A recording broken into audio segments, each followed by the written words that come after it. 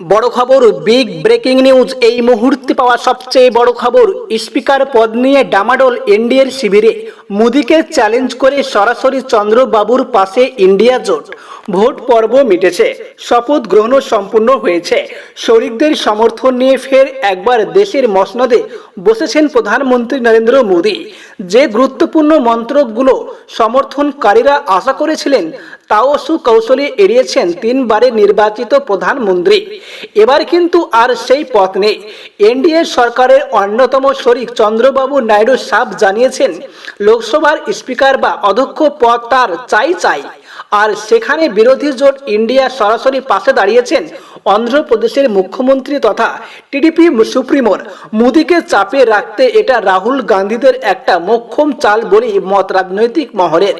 এবারে লোকসভায় 400 আসনের লক্ষ্যমাত্রা নিয়ে 240 আসনে থেমে গিয়েছে বিজেপি। ম্যাজিক ফিগার 272 এককভাবে পার করা সম্ভব হয়নি, ফলে নির্ভর করতে হয়েছে শরিক দলগুলির উপর।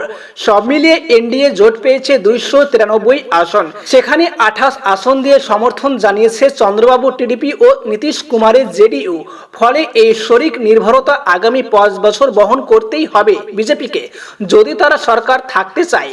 এমতো অবস্থায় প্রথমে স্বরাষ্ট্র মন্ত্রক দাবি করেন চন্দ্রবাবু, বা পরোক্ষভাবে চেয়েছিলেন অমিত শাহের অপসারণ। অন্যদিকে নীতিশের দাবি ছিল যে রেল মন্ত্রক। কিন্তু 10 বছরের সরকার চালানোর অভিজ্ঞতা নিয়ে মোদী সেই অর্থে শরিকদের তেমন কিছুই দিলেন না। স্বরাষ্ট্রে থাকলেন অমিত শাহই, রেলও থাকলো অশ্বিনী বৈষ্ণবের হাতে।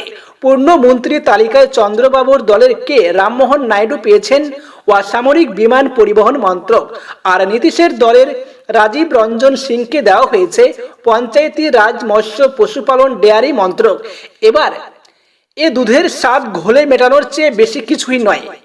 এখন চন্দ্রবাবুর লক্ষ্য একটাই, স্পিকার পদ। এ নিয়ে তিনি প্রথম থেকে সরব ছিলেন। এবার স্পিকার পদ না পেলে তিনি ঘনিষ্ঠ মহলের সমর্থন তুলে নেবার মতো হুঁশিয়ারি দিয়েছেন। বুধবার চতুর্থবার অন্ধ্রপ্রদেশের মুখ্যমন্ত্রী পদে শপথ নিয়েছেন চন্দ্রবাবু নাইডু। সেখানে উপস্থিত ছিলেন নরেন্দ্র মোদী, স্বরাষ্ট্রমন্ত্রী অমিত শাহ, বিজেপির সভাপতি তথা কেন্দ্রীয় স্বাস্থ্যমন্ত্রী জেপি নাড্ডা। চন্দ্রবাবুকে তোয়াজ করে চলতে হচ্ছে বিজেপিকে, তা কার্যত বুধবারের ছবিতে স্পষ্ট ধরা পড়েছে। চলতি মাসের 24 তারিখ থেকে লোকসভার বিশেষ অধিবেশনে বসতে চলেছে, যা চলবে 3 জুলাই পর্যন্ত। প্রথম দিন লোকসভার নবনির্বাচিত সংসদদের শপথ গ্রহণ পর্ব মিটে গেলেই লোকসভার স্পিকার পদে নির্বাচন হবে। সেখানে এবার পাল্টা চাল দিল ইন্ডিয়া জোট। তাদের সাফ বক্তব্য, চন্দ্রবাবুর প্রার্থীকে সমর্থন করা হবে, আর যদি তা না হয় তাহলে নিজেরা প্রার্থী ঘোষণা করবে বিরোধী জোট। অবস্থান স্পষ্ট করলেন রাহুল গান্ধী।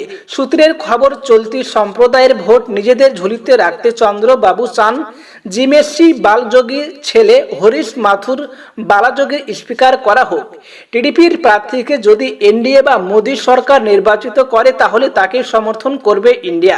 এমনকি এই বিষয়ে চন্দ্রবাবুর সঙ্গে যোগাযোগ রাখছে বিরোধী জোট। অন্যথা বিরোধী জোটের প্রার্থী হতে পারেন ডিএমকের বর্ষিয়ান নেতা তথা 7 বারের সংসদ টি.আর. বালু।